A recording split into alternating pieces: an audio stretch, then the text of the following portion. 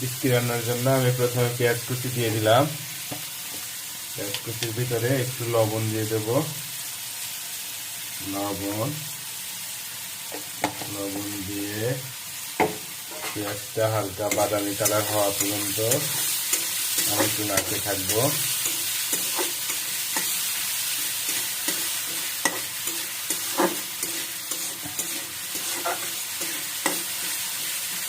হালকা বাদামি কালার হওয়া পর্যন্ত একটু অপেক্ষা করবো আমরা। এরপর আমার সেজন্য রান্না করা লাগবে একটু ডিম একটা বাটিতে ফেটিয়ে নেব।